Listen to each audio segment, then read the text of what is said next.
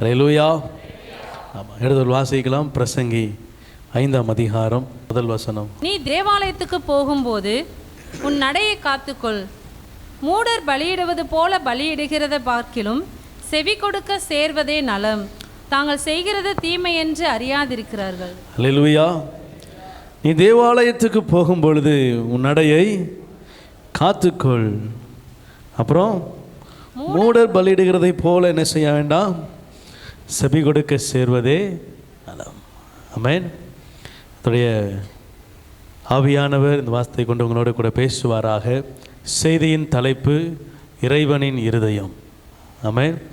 கர்த்தரின் இருதயம் எப்படிப்பட்டதாக இருக்கிறது, அது நம்மிடத்தில் எதை வாஞ்சிக்கிறது என்பதை நாளும் ஆவியானவர் நம்மோடு கூட பேச ஆவலாக இருக்கிறார்.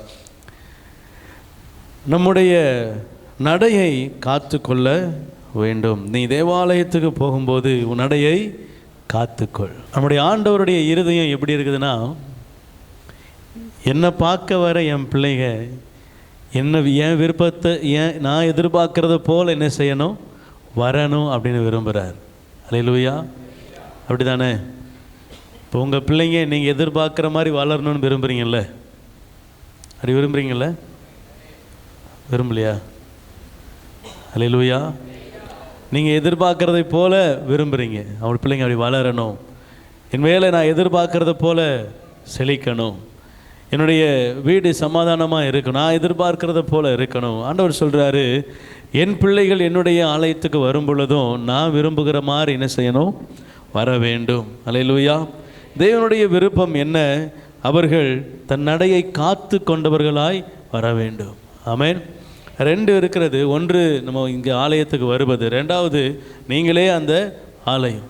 அப்போது என்னுடைய நடைகள், என்னுடைய கிரியைகள், என்னுடைய காரியங்கள் கர்த்தருக்கு பிரியமானதாய் என்ன செய்யணும், காணப்படுவது மிக அவசியம். என் நடையை நான் சீர்தூக்கி பார்ப்பது மிக அவசியம். யோபு சொல்லுகிறார், மனிதனுடைய வழிகளை கர்த்தர் சீர்தூக்கி பார்க்க. யோபு 34:21 அவருடைய கண்கள் மனுஷருடைய வழிகளை நோக்கி இருக்கிறது. மனுஷனுடைய வழிகளை நோக்கி இருக்கிறது. அவருடைய நடைகள் எல்லாம் அவர் பார்த்து கொண்டிருக்கிறார். உங்களுடைய வழிகளை எல்லாம் கர்த்தர் என்ன செய்கிறார், அறிந்திருக்கிறார், பார்த்து கொண்டிருக்கிறார். நம்முடைய வழிகளை கர்த்தர் நிதானிக்கிறவராக இருக்கிறார். நம்ம எங்கே போகிறோம், என்ன செய்கிறோம், என்ன பேசுகிறோம். நடை என்பது குணம் என்கிற பொருள் என்ன செய்கிறது, குறிக்கிறது. அல்லேலூயா. அப்படி தானே? நடை என்பது என்னுடைய குணாதிசயத்தை என்ன செய்கிறது, குறிக்கிறது. கர்த்தர் சொல்லுகிறார், என் நடையை நான் காத்து கொள்ள வேண்டுமானால் என்னுடைய ஆத்மாவை, என் ஜீவியத்தை, என்னுடைய குணத்தை, என்னுடைய வெளிப்படுத்துகிற காரியங்களை நான் என்ன செய்யணும், கர்த்தருக்கு பிரியமானதாய் அதை காத்து கொள்ள நான் மிகவும் கவனமாக இருக்க வேண்டும். ஆண்டவர் என்னிடத்தில் எதிர்பார்க்கிறது என்ன? நான் அவருக்கு பிரியமாய் வாழணும். ரொம்ப சிம்பிளாக ஆண்டவர் சொல்லி முடிகிறார். எப்படி வாழணும்? எப்படி வாழணும்? என் இஷ்டப்படி எப்படி வேண்டுமானாலும் என்ன செய்யலாம், வாழலாம். அப்படி அல்ல. தேவனுக்கு எது பிரியமோ, அவருக்கு எது விருப்பமோ அதன்படி வாழத்தான் நான் என்ன செய்யப்பட்டிருக்கிறேன், அழைக்கப்பட்டிருக்கிறேன். ஆமென். ஞானஸ்நானம் எடுக்கிறதுக்கு முன்னாடி நம்ம எப்படி வேணாலும் என்ன செஞ்சுருக்கலாம், உலகத்தின் காரியங்கள் இருந்திருக்கலாம். ஆனால் தேவனுக்கு பயந்து, தேவன் அவருடைய சமூகத்தை பற்றி கொண்டு, இனி ஆண்டவர் தான் எனக்கு எல்லாம் அப்படின்னு நம்ம தீர்மானம் பண்ணி, கிறிஸ்துவை தவிர வேறு எதையும் முன்பதாக வைக்க மாட்டேன்னு, சிலுவை என் முன்னே உலகம் என் பின்னேன்னு பாடலாம் பாடி நம்ம ஞானஸ்நானம்லாம் எடுத்து அபிஷேகத்துக்குள்ளே வந்ததுக்கு அப்புறமும் உலகத்திற்கு பக்கமாய் திரும்புவோமானால், உலகம் நம்மிடத்தில் காணப்படுமானால், உலக வாசனை நம்மிடத்தில் வீசப்படுமானால், நாம் நம்முடைய நடைகளிலே வழி தவறி இருக்கிறோம் என்று அர்த்தம். அல்லேலூயா. ஆலயத்துக்கு வருகிற, ஆலயமாக இருக்கிற நீங்களும் நானும் தேவனுக்கு பிரியமாய் வாழ கர்த்தர் நம்மை அழைக்கிறார். நம்முடைய நடைகளை காத்து கொள்ள கர்த்தர் நமக்கு ஆலோசனை கொடுக்கிறார். நம்முடைய ஆத்துமாவை பொறுமையினால் காத்து கொள்ள வேண்டும். லூக்கா 21:19 இப்படியாய் சொல்லுகிறது, உங்கள் ஆத்துமாவை பொறுமையினால் என்ன செய்யுங்க, காத்து கொள்ளுங்க. என் ஆத்துமா அவருடைய இருதயத்துக்கு ஏற்ற வண்ணமாய் நடக்கும்படியாய் காக்க வேண்டும். அதற்கு என்ன வேணுமா? பொறுமை. அல்லேலூயா. உங்கள் பொறுமையினால் உங்கள் ஆத்துமாக்களை காத்து கொள்ளுங்க. என் நடைகள் அப்படின்னு சொல்லும் பொழுது, என் குணாதிசயம் என்று சொல்லும் பொழுது, முதலாவது ஆண்டவர் சொல்ல விரும்புகிற காரியம், என்னுடைய நடைகள், என்னுடைய வழிகள், நான் போகிற பாதை லிட்ரலாக நான் எப்படி இருக்கிறேன், எப்படி நடக்கிறேன், உங்கள் வழிகள் உங்களுக்கு தான் தெரியும் இல்லையா? நான் ஒரு பழமொழி சொல்லலாம், பாம்பின் கால் பாம்பரி. ஒரு ஒரு கூட்டத்தோடு கூட சேருகிறோம், ஒரு ஒரு ஒரு நபரோடு பேசுகிறோம் அப்படின்னா நமக்கு அவர் பேசும் பொழுதே அவர் யாருன்னு என்ன செஞ்சிடும், விளங்கிடும். அப்போது அவரோடு கூட இருக்கணுமா இல்லை அவரை விட்டு விலகணுமான்றது யார் தான் தீர்மானிக்கணும்? நான் தான் தீர்மானிக்கணும். இப்போ என்னுடைய வழிகள் அவரிடத்துல போகும் பொழுது அது சரியில்லைன்னு தெரிஞ்சு அங்கேருந்து என் வழியை நான் தான் விளக்கணும். ஆமென். ஆண்டவர் வந்து எடுத்து திருப்பி வச்சு என்ன செய்ய மாட்டார், போக மாட்டார். இல்லை அந்த நபர் அங்கேருந்து எடுக்க மாட்டார், அவர் அங்கே தான் இருப்பார். நாம தான் என்ன செய்யணும், அந்த இடத்தை விட்டு விலகி போகிறவர்களாக காணப்படணும். என்னுடைய தவறு என்று தெரிந்தும் அந்த பாதையில் நான் செல்ல என அனுமதிப்பேன், ஆனால் நான் என் நடையை காத்து கொள்ளவில்லை. அது பாவம் என்று தெரிந்தும் அந்த இடத்துல போவதற்கு நான் என்னுடைய இருதயத்தை திருப்பவில்லை என்று சொன்னால் என் நடையை நான் காத்து கொள்ளவில்லை. ஆண்டவர் சொல்கிறாரு, என் நடையை நான் காத்து கொள்ளுகிறேனா காத்து கொள்ளலையா என்பதை அவர் பார்த்து கொண்டு இருக்கிறார். யோபு அதுதான் சொல்கிறார். என்னுடைய வழிகள் எல்லாம் அவர் என்ன செய்கிறார், பார்த்து கொண்டு இருக்கிறார். என்னுடைய வழி அப்படின்னு சொல்லும்போது, என்னுடைய நடை என்று சொல்லும் பொழுது என் குணாதிசயத்தை குறிக்கிறது. என் குணம் என்று சொல்லும் பொழுது என்னுடைய மொத்த அவயங்களுடைய என்னுடைய சரீரத்துடைய வெளிப்பாடை அது என்ன செய்கிறது, குறிக்கிறது. குணம் என்று சொல்லும் பொழுது அது எப்படி சொல்வீங்க? பேசும் பொழுது குணம் வெளிப்படும், நீங்கள் நடக்கும் பொழுது உங்களுடைய குணம் வெளிப்படும், உங்களிடத்தில் கேள்வி கேட்கும்போது பதில் சொல்லும் குணம் வெளிப்படும். இப்படி அநேக காரியங்களில் நம் யார் என்பதை என்ன செய்கிறோம், நாம் வெளிப்படுத்துகிறோம். கர்த்தர் சொல்கிறாரு, அவைகள் தான் நடைகள், அவைகள் தான் நம்முடைய கிரியைகள். அப்போ ஆண்டவர் சொல்கிறார், முதலாவது நான் ஆண்டவருடைய பிள்ளையாக இருப்பேனா என் நடையை நான் என்ன செய்யணும், பாதுகாத்துக்கும். என்னுடைய வார்த்தைகள், என்னுடைய பேச்சு, என்னுடைய காரியங்கள், என்னுடைய போக்குவரத்து, என்னுடைய பழக்க வழக்கங்கள் எல்லாம் கர்த்தருக்கு பிரியமானதாக என்ன செய்யணும், இருக்கணும். அல்லேலூயா. ரெண்டாவது, உங்களுடைய நடைகளை சீர்குலைப்பதற்காக அநேக பொறுமையை சோதிக்கிற காரியங்கள் என்ன செய்யும், வரும் பொழுது என் ஆத்துமாவை நான் பொறுமையினால் என்ன செய்யணும், காத்து கொள்ளணும். ஆமென். அல்லேலூயா. ஆமாம், வெளியேந்த நாள் வராது, உள்ளேயே இருக்கும். எங்கே இருக்கும்? வீட்டுக்குள்ளேயே என்ன செய்யும், இருக்கும். பொறுமையை சோதிக்கிறதுக்குன்னே ஒரு ஆள் என்ன செய்யும், எப்படியாவது ஒரு இடத்துல சோதிக்கிற அளவுக்கு அந்த சூழ்நிலை வந்துடும். உங்கள் ஆத்மாவை என்ன செய்யணும், காத்து கொள்ளணும். அல்லேலூயா. வாலிபன் தன் வழியை எதினால் சுத்தம் செய்வான்? உடைய வசனத்தின்படி தன்னை காத்து கொள்ளுகிறதுனாலே தானே. இது வாலிபர்களுக்கு சொல்லப்பட்டிருக்கு இல்லை. நம்மளும் ஒரு காலத்தில் வாலிபட ஆயிருப்போம், இல்லை ஆக போகிறோம், இல்லை அதை தாண்டி போயிருக்கலாம். ஏதாவது எந்த சூழ்நிலைலாம் இருக்கலாம். வாலிபனுக்காக அல்ல இந்த வசனம், கிறிஸ்தவத்தில் இருக்கிற எல்லா ஜனங்களுக்காக சொல்லப்பட்டது. தேவ பிள்ளை தன் வழியை எதனால் சுத்தம் பண்ணுவான்? அவருடைய வசனத்தின்படி தன்னை காத்து கொள்ளுகிறதினால் தானே. நாம் ஆண்டவருடைய வசனத்தினாலே காக்கப்பட்டவர்களாக என்ன செய்யணும், இருக்கணும். என்னுடைய சுயத்தினால், என்னுடைய பலத்தினால், என்னுடைய தாளந்தினால், என்னுடைய திறமையினால் நான் என்னை காத்து கொள்ளுவேன். அப்படி அல்ல, அது நம்ம சுயத்தை சார்ந்து வாழ்கிற வாழ்க்கையை மாறிடும். இல்லை மற்றவர்களை நம்பி இருப்போமானால் அவர்களை சார்ந்து வாழ்கிற வாழ்க்கையை மாறிடும். என்னுடைய ஆண்டவருடைய இருதயம் என்னன்னா, நான் அவரை சார்ந்து இருக்கணும். ஆமென். செய்தியின் தலைப்பு என்ன? ஆண்டவருடைய கர்த்தரின் இருதயம், இறைவனின் இருதயம். அந்த இருதயம் என்ன உங்களிடத்தில் எதிர்பார்க்கிறது என்பது தான் இன்னைக்கு ஆண்டவர் கூட பேசுகிறார். எதை எதிர்பார்க்கிறார்? என் வழிகள் அவருக்கு பிரியமாக இருக்க வேண்டும் என்று எதிர்பார்க்கிறார். என் ஆத்துமா பொறுமையினால் காக்கப்பட வேண்டும் என்று எதிர்பார்க்கிறார். என் நடைகள், என் வழிகள் கர்த்தருடைய வசனத்தினால் செம்மையாக்கப்பட வேண்டும் என்று எதிர்பார்க்கிறார்.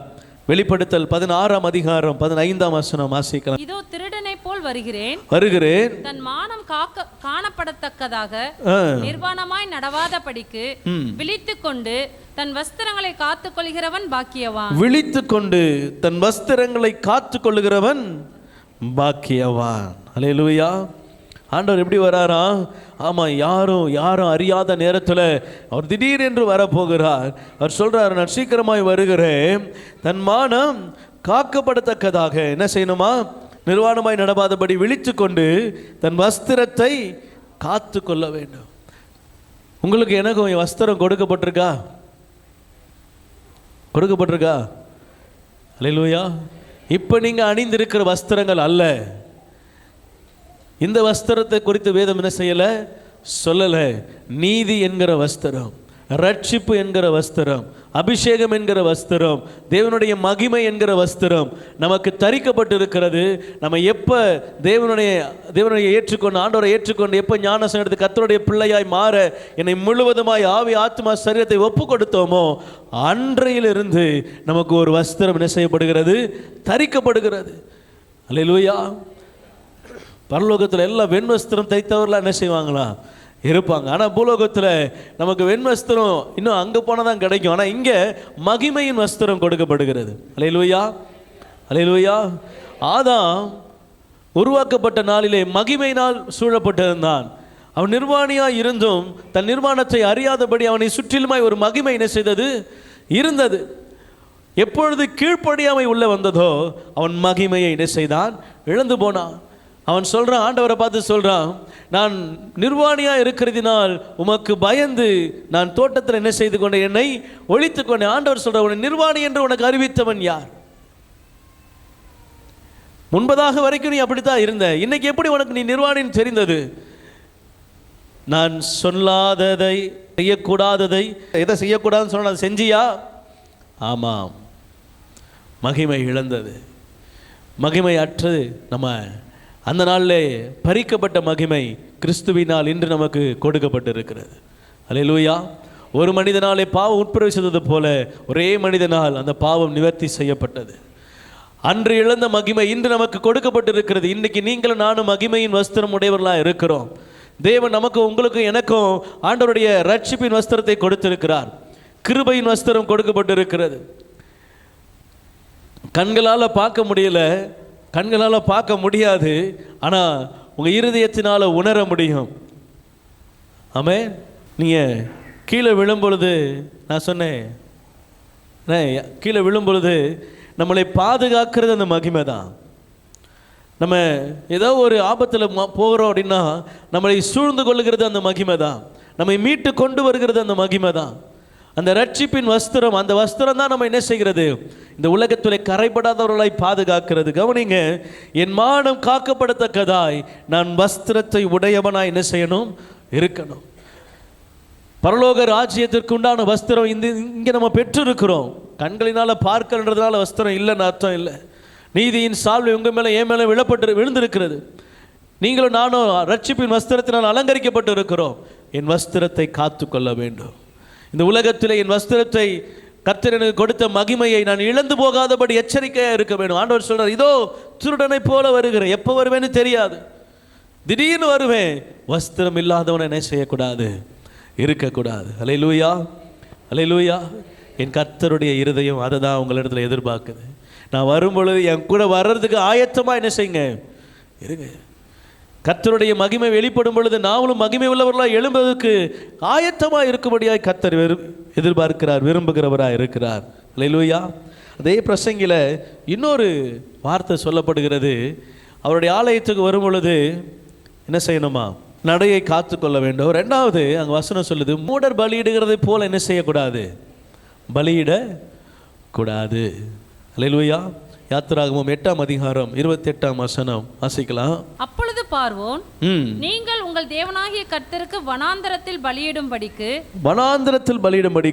நான் உங்களை போக விடுவேன். ஆனாலும் நீங்கள் அதிக தூரமாய் போக வேண்டாம். நீங்கள் அதிக தூரமாய் என்ன செய்ய வேண்டாம்? போக வேண்டாம். எனக்காக வேண்டுதல் செய்யுங்கள். அல்லேலூயா. பாருங்க எவ்வளவு கரிசனையோட சொல்றாருன்னு. அவருக்காக என்ன செய்யணுமா? செபிக்கணுமா? வேண்டுதல் செய்யணுமா? யார் சொல்கிறா? பார்வோன் சொல்கிறார். எங்கே போகணும்? நீங்கள் வனாந்தரத்துக்கு போங்க, எங்கேனாலும் போங்க, ஆனால் ரொம்ப தூரம் என்ன செய்யாதீங்க? போகாதீங்க. ஆமே. ரொம்ப தூரம் என்ன செய்ய வேண்டாம்? போக வேண்டாம். எனக்காகவும் வேண்டுதல் செய்யுங்க. நான் இப்போ அந்த சர்ச்சில் ஒரு எடுத்துக்காட்டு சொன்னேன், அது உங்களுக்கு சொன்னால் புரியும்னு நினைக்கிறேன். என்ன, பக்கத்து வீட்டோடு ஐக்கியமாக இருக்கிறவர்கள் யார்? எங்களுக்கும் பக்கத்து வீட்டுக்கும் ரொம்ப ஐக்கியம் இருக்கும் அப்படின்னு. ரைட்டு, சரி. என்ன, இப்போ உங்களுக்கும் பக்கத்து வீட்டுக்கும் நல்ல ஐக்கியம் இருக்குது. என்ன, நீங்கள் நல்ல விசுவாசியாக இருக்கிறீங்க, அவங்க ஆனால் ஆண்டவரை அறியாமல் இருக்கிறாங்க. ரெண்டு பேரும் நகமும் சதையுமா என்ன செய்கிறீங்க? இருக்கிறீங்க. நல்ல உங்களுக்குள்ள ஐக்கியம் இருக்குது. இப்போது அவங்க சொல்கிறாங்க ஆண்டவரை அறியலை, அதனால் அவங்க சொல்லுவாங்க, நீங்கள் எங்கள் வீட்டு ஃபங்க்ஷனுக்கு என்ன செய்யணும்? என்ன செய்யணும்? வரணும். எப்போ வச்சுருக்கிறீங்க? ஞாயிற்றுக்கிழமை காலையில் 9 மணிக்கு. அல்லேலூயா. எத்தனை மணிக்கு? ஆமாம், அதுதான் நல்ல நேரம் அப்படின்னு முகத்து நேரம்னு ஐயர் கொடுத்தார். அதனால் என்னங்க எத்தனை மணிக்கு வச்சுருக்கிறோம்? ஞாயிற்றுக்கிழமை காலை 9 மணி அளவில் சுப நிகழ்ச்சியில் சுப தருணத்தில் என்ன செய்திருக்கிறோம். இப்போ நீங்கள் என்ன சொல்கிறீங்க அவங்ககிட்ட? ஐயோ, எனக்கு ஞாயிற்றுக்கிழமை காலை 9 மணிக்கு சர்ச்சுக்கு போகணுமே, நான் என்ன செய்ய முடியாது? என்ன செய்ய முடியாது சொல்வீங்களா? அப்படி சொல்வீர்களா? செய்வீர்களா? நீங்கள் சொல்கிறீங்க, உடனே அவங்க சொல்லுவாங்க, என்னக்கா வாரம் தான் என்னங்க வரீங்க? நான் வேணா ஒன்று சொல்கிறேன், எங்களுக்கு 9 மணிக்கு ஃபங்க்ஷன், நீங்கள் 9 மணிக்கு ஃபங்க்ஷனுக்கு என்ன செஞ்சுருங்க, வந்துடுங்க. அரை மணி நேரத்தில் என்ன செஞ்சிடும்? ஃபங்க்ஷன் முடிஞ்சிடும். நீங்கள் அரை மணி நேரத்தில் சாப்பிட்டு என்ன செஞ்சுருங்க, 10 மணிக்கு என்ன செஞ்சுருங்க, சர்ச்சுக்கு எங்கே போயிருங்க? எத்தனை மணிக்கு? ஆட, நான் சும்மாவே 10 மணிக்கு தான் போவேன், நீ என்ன அப்படின்றீங்களா? அல்லேலூயா. கவனிங்க, இப்போ அந்த அக்கா சொல்கிறாங்க 9 மணிக்கு வந்துட்டு 9:30க்கு என்ன செஞ்சிடும், முடிஞ்சிடும். 10 மணிக்கு என்ன செஞ்சிடலாம், சர்ச்சுக்கு போயிடலாம். அல்லேலூயா. உங்கள் பதில் எதுவாக இருக்கும்? உங்கள் கையில் கொடுக்குறேன். What is your answer? What is your plan? நீங்கள் என்ன முடிவு எடுப்பீங்க, என்ன சொல்லுவீங்க அவங்கக்கிட்ட? அட, இது கூட நல்ல ஐடியாவே இருக்காக்கா அப்படின்னுவீங்களா? இல்லை, 9 மணிக்கு சர்ச்சுக்கு போகிறேன், 11 மணிக்கு 11:30க்கு முடியும், முடிஞ்சு வந்து உன்னை என்ன செய்கிறேன் அப்படி சொல்வீங்களா? எப்படி சொல்வீங்க? ரெண்டாவது ஆப்ஷனா ஃபஸ்ட் ஆப்ஷனா? நல்லா சொல்கிறீங்க இங்கே, ஆனால் அங்கே சொல்லணும். பார்வோன் அப்படி தான் சொல்கிறான், ரொம்ப தூரம் போகாதீங்க, போய் என்ன செய்யாதீங்க, ரொம்ப தூரம் போயின்னா திரும்பி வர லேட் ஆகிரும், இருட்டிடும், அப்புறம் கண்ணு தசை தெரியாது, நீங்கள் போயிட்டு திரும்பி வர முடியாது, அதனால் ரொம்ப தூரம் போகாதீங்க, ஆனால் எனக்காகவும் ஜெபம் பண்ணிக்க. அந்த அக்கா சொல்லுவாங்க, அக்கா எங்கள் வீட்டு ஃபங்க்ஷனுக்காகவும் என்ன செஞ்சுக்க, கும்பிட்டு சாமி கும்பிட்டுக்கோ அப்படின்னாங்க. நான் உங்களுக்காகவா? நீங்களும் நானும் அவ்வளோ க்ளோஸு, நான் உங்களுக்காக கும்பிடாமல் இருப்பேனா அப்படின்னு என்ன செய்வீங்க? நீங்களும் சொல்லிவிட்டு 9 மணிக்கு போனீங்க, உங்களுக்கு யாராவது ஒருத்தர் சாமி என்ன செய்யணும், இவர் எப்படியாவது ரசித்து கொண்டு வாங்க அப்படின்னு இருக்கணும். கவனிங்க, இதுதான் மூடருடைய பலி. ஆண்டவருடைய சமூகமா இல்லை உலகத்தில் நடக்கிற ஒரு காரியமா? எது நமக்கு முக்கியம்? நாம் உலகத்தில் நடக்கிற காரியத்துக்கு முக்கியத்துவம் கொடுத்து அங்கே போயிட்டு வருவோம் அப்படின்னா ஆண்டவர் சொல்கிறாரு, இது மூடருடைய பலி. முதலாவது தேவனுடைய ராஜ்யத்தையும் அவருடைய நீதியையும் தேடுங்கள். இதுதான் முதலாவது. ஆண்டவருடைய சமூகம் தான் முதல்ல. இங்கே பார்வோனுடைய ஆவி இப்படித்தான் கிரியை செய்கிறது. அதற்கு நிறைய நம்ம அனுகூலமான வார்த்தைகள்லாம் என்ன செய்யும், வரும். ஆமாம், வாரம் சர்ச்சை நடக்குது. ஒரு வாரம் லேட்டாக போனால் என்ன நடக்க போகுது, என்ன ஆக போகுது? அல்லேலூயா. அப்படிப்பட்ட ஆளுக்காகவே ஆண்டவரே ஞாயிற்றுக்கிழமை 9 மணிக்கு ஷார்ப்பாக வந்துடுங்க. அல்லேலூயா. ஆமாம், கர்த்தர் நல்லவர். கவனிங்க, இது மூடருடைய பலி.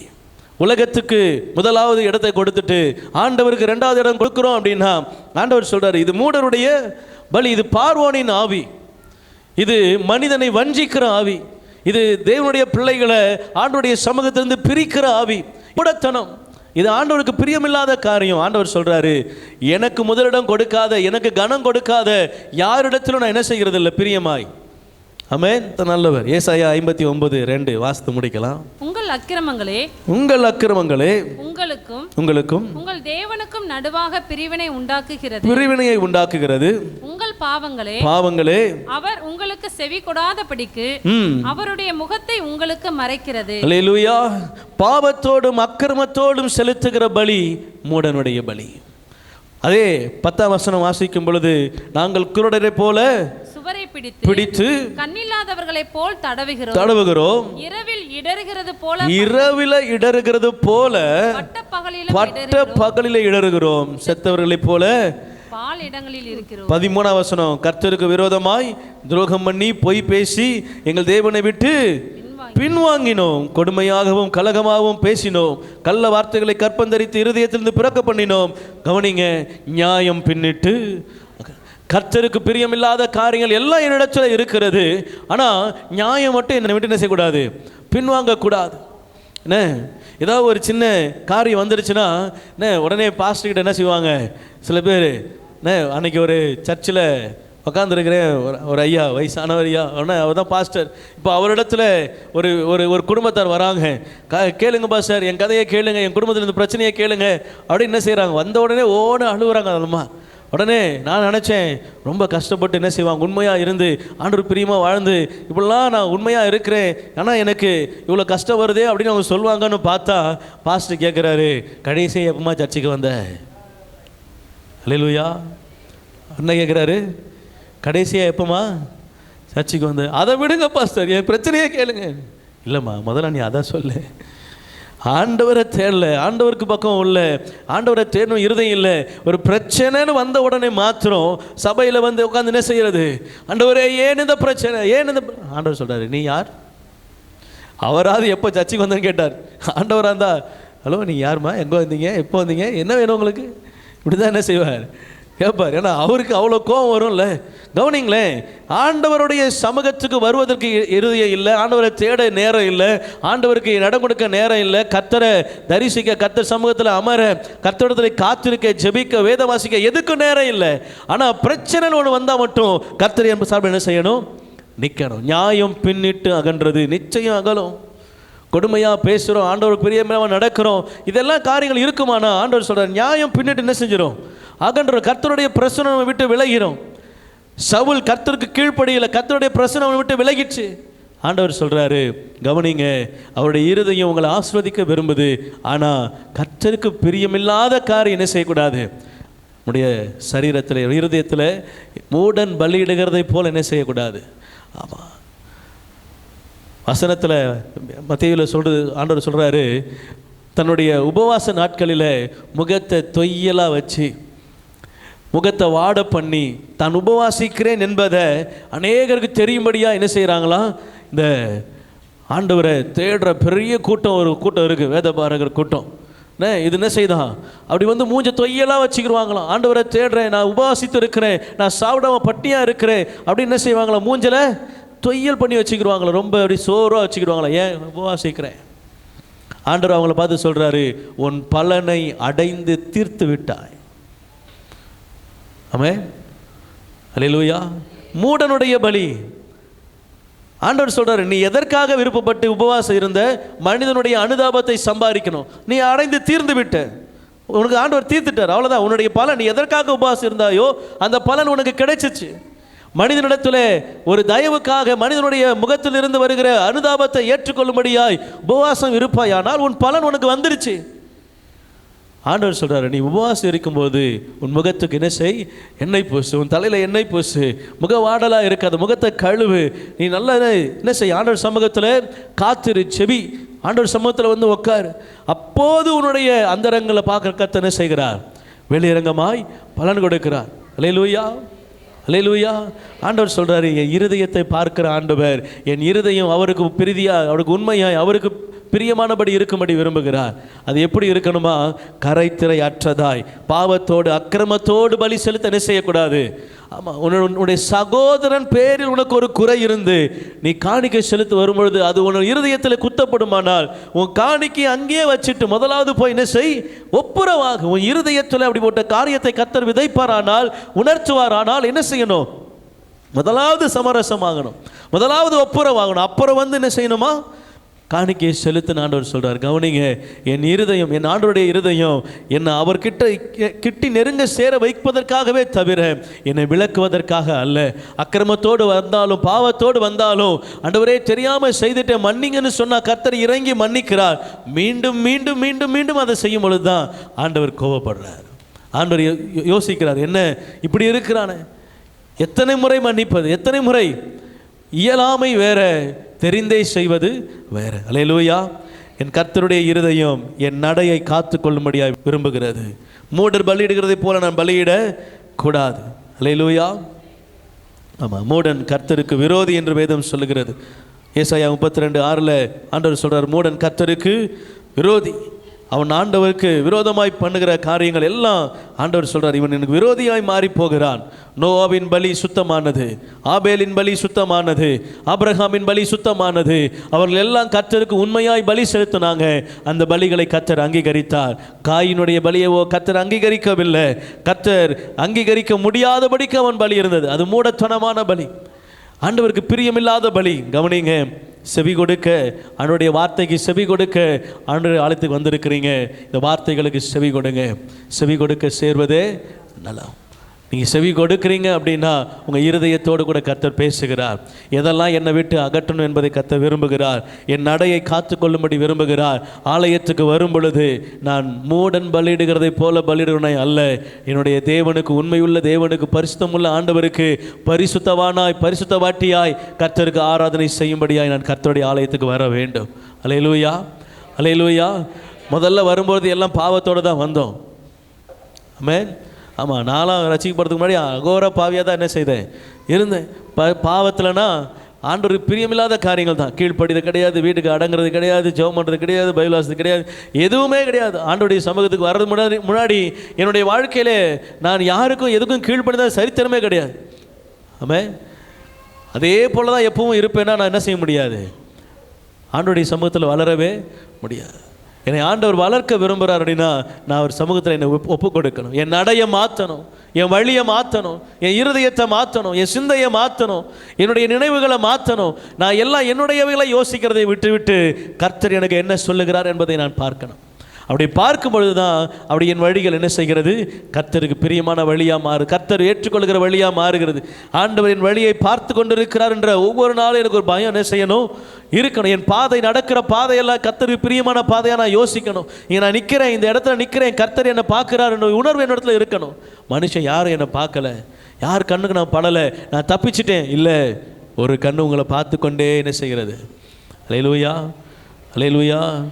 ஒரு கண்ணு உங்களை பார்த்து கொண்டே, நீ எங்கே போனாலும், பாதாளத்துக்கே போய் படுக்க போட்டாலும் சரி, அங்கேயும் அவருடைய கரம் என்ன செய்கிறது, பற்றி பிடிக்கிறதா இருக்கிறது. அல்லேலூயா, அல்லேலூயா.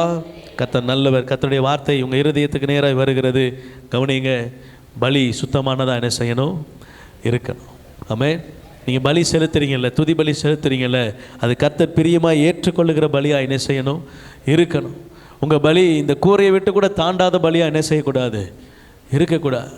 அக்கிரமக்காரருடைய இருதயம், அநியாயம் செய்வருடைய இருதயம் அநியாயத்தில் பிணைந்திருக்கிறத போல அந்த இருதயத்தோடு கூட நம்ம இருதயம் என்ன செய்யக்கூடாது, போயிடக்கூடாது. உலகத்துக்கு ஒத்த வேஷம் தரிச்சிடக்கூடாது, உலகத்திலோடு கூட கலந்துடக்கூடாது. ஆண்டவருக்கு பிரியமாய் வாழ நம்மை ஒப்பு கொடுப்போம். கர்த்தருடைய இருதயம் என் நடையை காக்க விரும்புகிறது, மூடனுடைய பலியை என்னை விட்டு அகற்ற விரும்புகிறது. கர்த்தருக்கு பலியிடுகிற பலி சுத்தமானதும் பரிசுத்தமானதுமாக இருக்கும்படியாக விரும்புகிறது. நானே அவர் தங்கி இருக்கிற ஆலயம், அவனுடைய ஆலயமாகிய என்னுடைய சரீரத்தை கர்த்தருக்கு பிரீதியாய் நான் பாதுகாத்து கொள்ள வேண்டியது ரொம்ப அவசியம். உங்களுடைய இருதயத்தை கர்த்தருக்கு ஒப்பு கொடுத்த கண்களை மூடி ஆண்டவர் சமூகத்தில் வார்த்தைக்கு ஒப்பு கொடுப்போமா? மனிதனுடைய வழிகளை அவர் கண்ணோக்கி பார்க்கிறவராக இருக்கிறார். மனிதனுடைய நடைகளை அவர் கவனிக்கிறார். என் ஆத்துமா பொறுமையோடு இருக்கிறதா இல்லையா அவர் கவனிக்கிறார். நான் வசனத்தை கொண்டு என்னை திருத்துகிறேனா இல்லையா கவனிக்கிறார். அப்படி வஸ்தத்தை காத்து கொள்ளுகிறேனா, ரட்சிப்பை இழந்து போகிறேனா, மூடன் பலியிடுகிறதை போல பார்வோனின் ஆவிக்கு என்னை ஒப்பு கொடுக்கிறேனா, இல்லை கர்த்தருடைய சமூகத்தில் நான் உண்மையும் முத்தம் உள்ளவனாய் அவரை முன்பதாக நிறுத்தி ஓடுகிறேனா, என் பாவங்கள் அக்கிரமங்கள் அவருக்கு முன்பதாக, அவர் கண்கள் முன்பதாக செக்க செவேரென்று இருந்த பொழுது அதை பனியை போல மாற்றினாரே, மீண்டும் நான் பாவத்துக்குள்ளாக இருக்கிறேனா, இல்லை அந்த பரிசுத்த தேவனுக்கு உண்மை உத்தமமாக இருக்கிறேனா?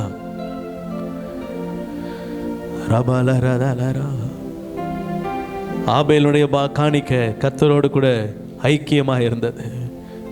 ஆனால் காயின் ஆண்டவருக்கு பிரியமில்லாத மூடத்தனத்தை செய்கிறவனாக இருக்கிறான்.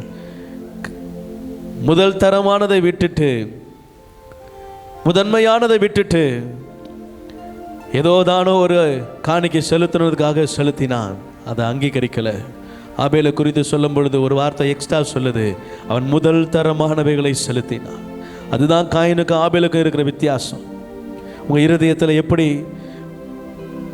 ஏனோ தானோ என்று சொல்லி கர்த்தர் சமூகத்தில் காணப்படுறீங்களா? ஏனோ தானோ என்று சொல்லி காணிக்கையில் கூட மூடத்தனம் வெளிப்படக்கூடாது. சொல்ல வருத்தமாக இருக்கு, கிழிஞ்ச நோட்டு யாரும் வாங்க மாட்டாங்க, சரி காணிக்க போட்டுருவோம். மூடத்தனமான ஆராதனை, மூடத்தனமான செய்கை. மனிதனுக்கு கொடுக்குறீங்களா, கர்த்தருக்கு கொடுக்குறீங்களா? ஒரு கிழிந்த நோட்டை காணிக்கையில் போட, காணிக்கை கொடுக்க, காணிக்கைன்ற பேரில் அதை வைக்க எப்படி மனசு வருது? அதை எப்படி ஆண்டவர் ஏற்றுக்கொள்வார் நினைக்கிறோம்? ஆனால் ஆண்டவர் இருதயத்தை பார்க்கிறார். உங்கள் இடத்துல அதுதான் கடைசி நோட்டு அப்படின்னா ஆண்டவர் அதை அங்கீகரிக்கிறார். என்கிட்ட இல்லைப்பா, இதுதான் என்கிட்ட இருக்கிற காசு, உமக்கு என்று கொடுக்கணும்னு மனசு இருக்குது, ஆனால் இதுதான் என்னிடத்துல இருக்குது அப்படின்னு நீங்கள் கொடுத்தீங்கன்னா அதை கர்த்தர் அங்கீகரிக்கிறார். ஆனால் கிழிஞ்ச நோட்டு இது எங்கேயும் வாங்க மாட்டாங்க, காணிக்கை போடுவோன்னு சொல்லி அந்த அந்த அந்த அந்த மூடத்தனமான இருதயம், அந்த மூடத்தனமான ஆராதனை என் இருதயத்தை விட்டு அகலட்டும்பா. மூடன் கர்த்தருக்கு விரோதி என்று வேதம் சொல்லுகிறது. இந்த செவி கொடுக்க தன் செவியை திறந்த ஒவ்வொரு இருதயத்தோடு கூட உடைய வல்லமை இறங்கட்டும். உடைய கர்த்தருடைய கரத்தில் அப்பா சபை ஒப்பு கொடுக்கிறேன். உம்முடைய கரத்தில் ஒவ்வொருவரையும் படைக்கிறேன். நீங்கள் பேசுவதை கேட்க வந்த இவர்களோட வாழ்க்கையில் உடைய வசனங்கள் கிரியை செய்யட்டும் அப்பா. வியாதி வரக்கூடாதா, பிரச்சனை வரக்கூடாதா, நெருக்கம் வரக்கூடாதா? ஆண்டவர் சொல்கிறார், எனக்கு செவி கொடு. ஆசீர்வாதத்துக்கு நான் தான் வாசல், எனக்கு செவி கொடு. வேதத்திற்கு செவி கொடுங்க, வேதத்துக்கு செவி கொடுங்க.